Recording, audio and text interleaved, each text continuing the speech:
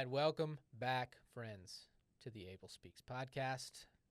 Today, we're going to tap into what we dare say is the most critical, the X factor, the secret sauce of the ministry and the organization, which surrounds the relational dynamic, specifically with the mentors that we match with the families that we serve. Yeah. So as a ministry, we, from day one, have now created a cute little tagline. But the relational piece has always been the foundation of the ministry. And so we say rooted in relationships. We found that support changes stories. And so how we provide that relational support is through mentor couples who have walked through something similar and have walked a similar journey. And we connect them with new families that start being served by the ministry. And so do you want to share just biblically why we see that as valuable? Sure. Yeah. Just a few scriptures that kind of underlie that. Number one, early on, it was, for better or worse, it was Team Crawford. That's right. You got us. We got one mentor couple. And so your options are limited. You get us. But as the ministry was fortunate to grow and as more families kept reaching out, we saw that, hey, we can't do this well.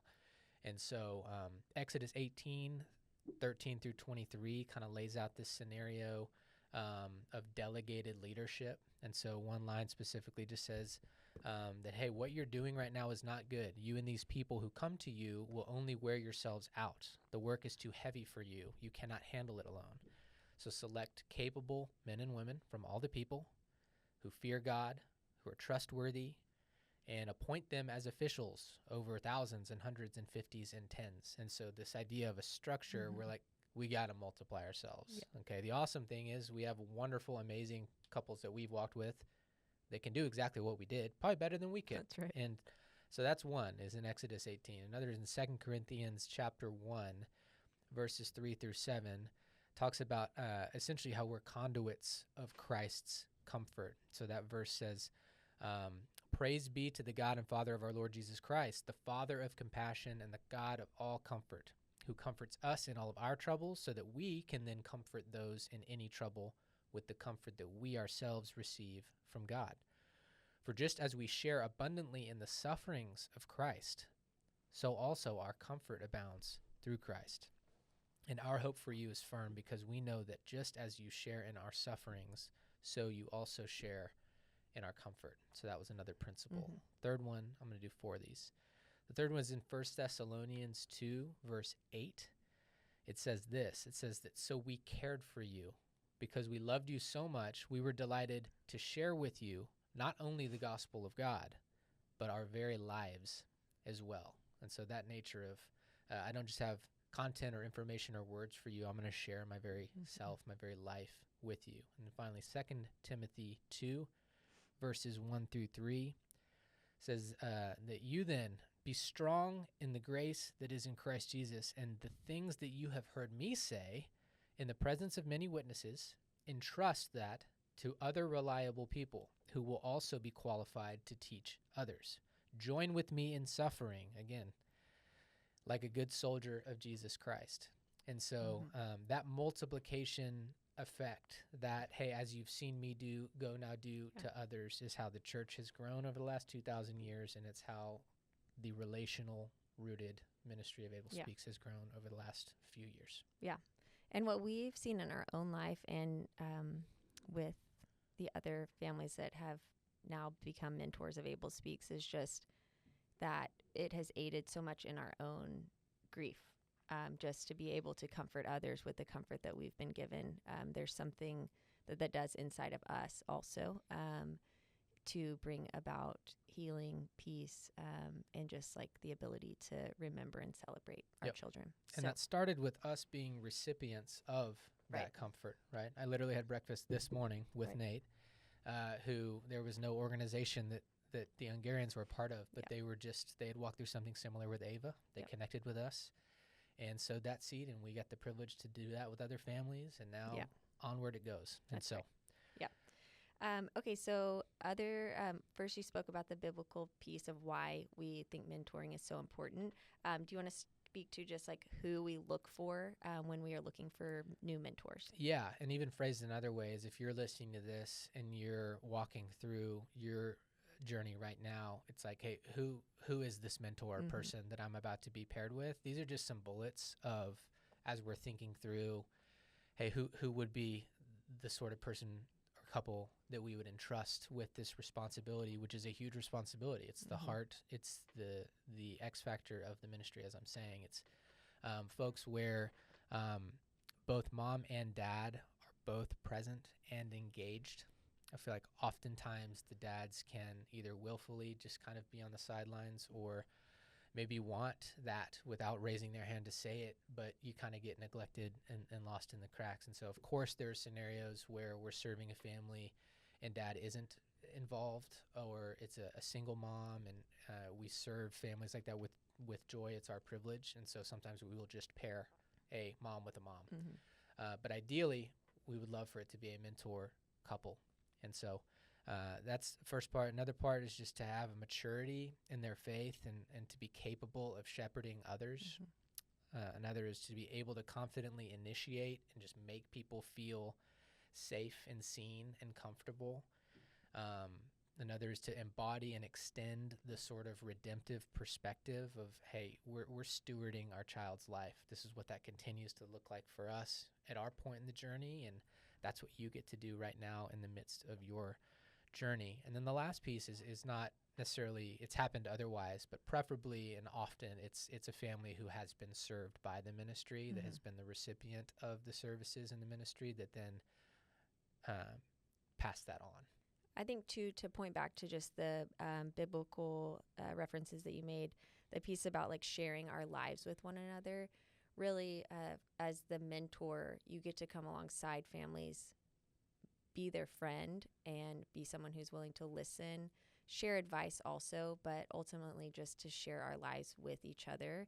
And through that relationship, provide the support and encouragement and, weeping with those who weep and celebrating with those who are celebrating. And those things are happening in tandem with one another. So, Yep.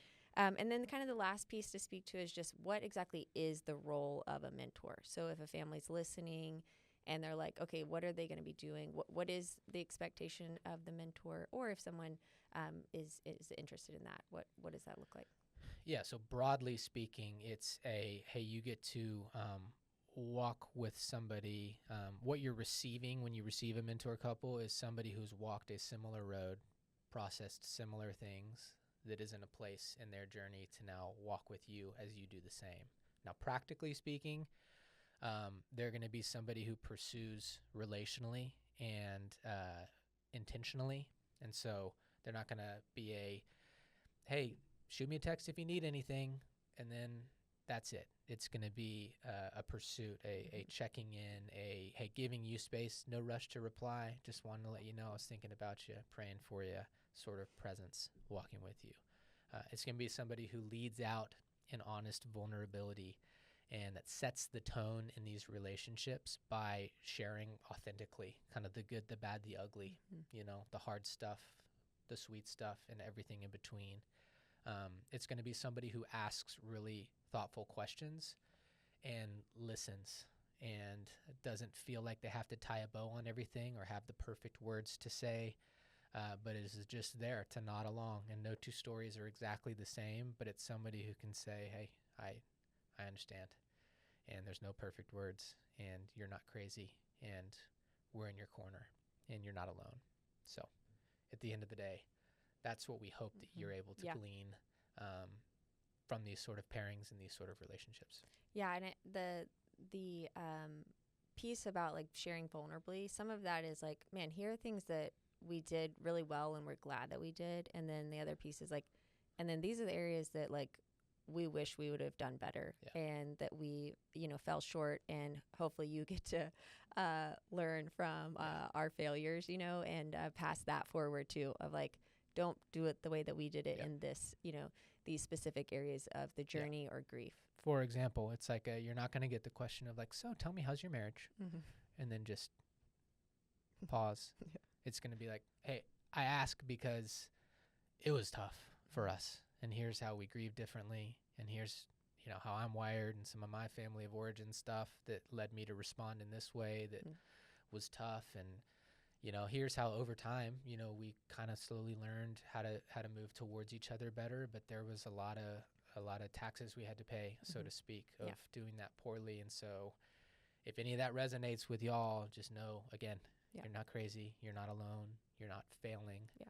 But and I feel like even for us, when we have been or are in the mentor role, a lot of it too is like, man, this is something that Nate and Ann said to us that was like super helpful for us to know before we really got deep into this journey and deep into the grief. And so we were able to pay that forward or pass it on. Yeah, that's good.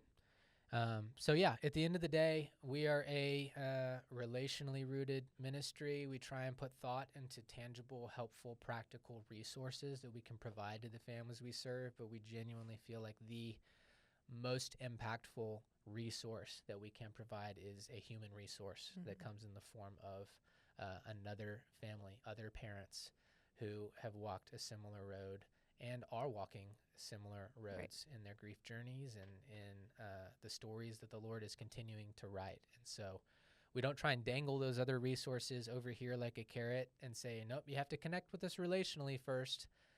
We say we think the best thing that we can provide for you is in the context of a relationship. And so we want to establish that relationship because that's how we've seen parents navigate this to the best of their ability is with that communal context. And then from there, we also want to provide a lot of personalized, customized, specific, practical resources. And so unless you had anything else, that's great. I think that's where we're going to land this episode of the Abel Speaks podcast. Thanks for tuning in. We'll see you next time.